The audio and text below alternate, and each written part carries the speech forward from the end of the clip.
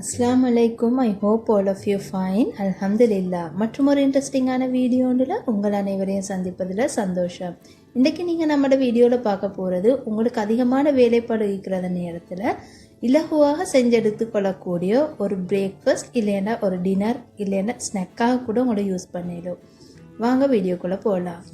தேவையான பொருட்கள்: ஒரு கப்பளவு பால், உப்பு, முட்டை, கோதுமை மா. தனியாக 3 முட்டை எடுத்து வேறாக அவித்தெடுத்து கொள்ளுங்க. ஒரு மிக்சி ஜாரை எடுத்துக்கோங்க. ஒரு கப் அளவு பால் சேர்த்துக்கோங்க. பின்னர் தேவையான அளவு உப்பு சேர்த்துக்கோங்க. அதுக்கப்புறம் ஒரு முட்டையை எடுத்து அதனையும் அந்த பாலோட சேர்த்துக்கோங்க.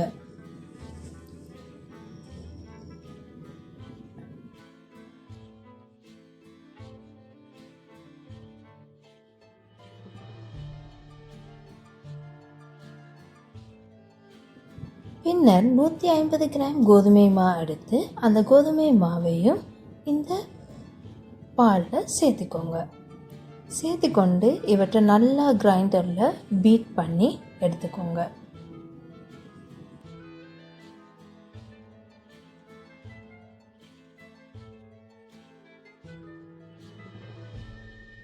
நாம் நம்மளோட கிரேவிக்கு தேவையான பொருட்களை ரெடி பண்ணிக்கொள்வோம். ஒரு பெரிய வெங்காயத்தை கட் பண்ணி வேறாக எடுத்து வச்சுருக்கிறேன்.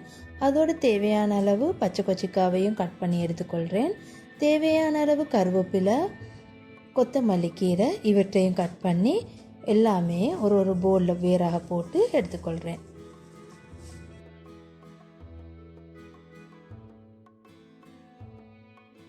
நம்மளுடைய கிரேவியை நல்ல சுவையாக வருவதற்கு வெள்ளைப்பூடு சேர்த்துக்கொள்ள வேணும். அதனால் நான் ஒரு 2 வெள்ளைப்பூட்டை இவ்வாறு நறுக்கி எடுத்துக்கொள்கிறேன். அதோட ஒரு பெரிய தக்காளிக்காவையும் பெட்டி பெட்டியாக அரிந்து எடுத்துக்கொள்கிறேன்.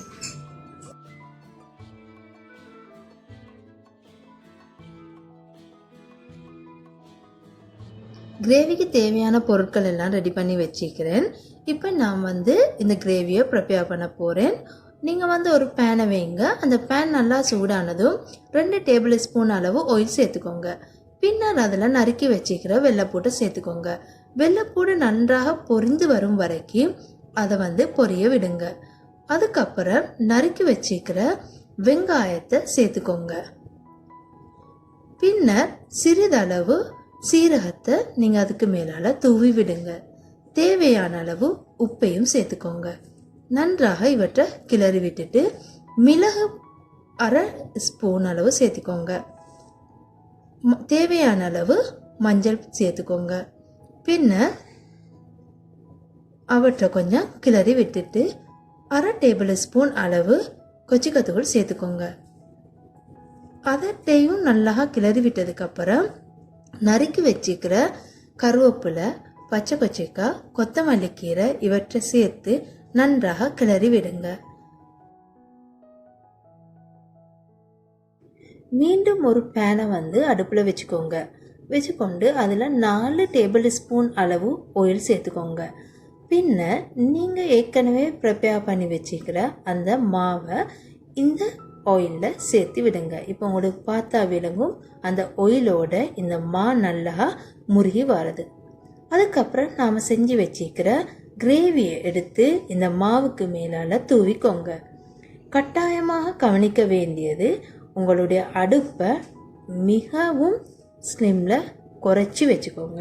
இல்லைன்னு சொன்னால் உங்களுடைய டோ கருகி போய்த்திடும். பின்னர் தேவையான அளவு தக்காளிக்காவையும் அதுக்கு மேலால் தூவி விட்டுக்கோங்க.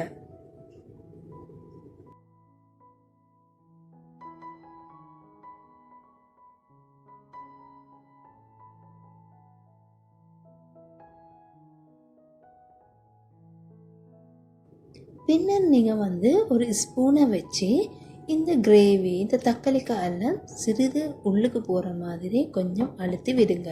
பின்னர் நீங்கள் அவிச்சு வெட்டி வச்சிருக்கிற முட்டையை எடுத்து இந்த கிரேவிக்கு மேலால் பரத்தி கொடுங்க.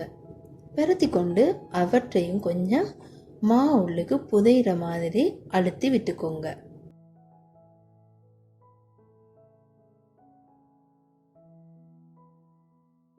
பின்னர் வந்து உங்களுக்கு விருப்பமாக இருந்தால் இதுக்கு மேலால் மொசரல்லா சீஸ் இல்லைன்னா வேறு ஏதாவது சீஸ் இருந்தால் மேலால் தூவிக்கோங்க. இது ஆப்ஷனல் தான், உங்களோட விருப்பத்துக்கு ஏற்ற மாதிரி நீங்கள் போட்டுக்கோங்க.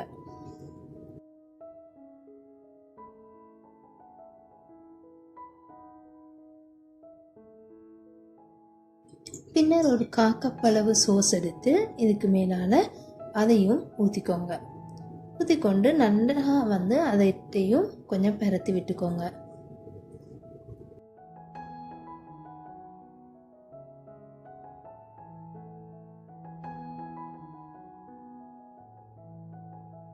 விருப்பமாக இருந்தால் நறுக்கி வச்சிருக்கிற கொத்தமல்லி கீரையும் ஆட் பண்ணிக்கோங்க.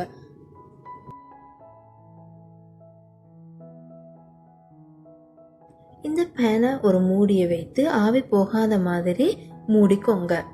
ஒரு 20 நிமிடம் குறைந்த அளவு தீயில வைத்து இவற்றை வந்து நீங்கள் வேக விடுங்க.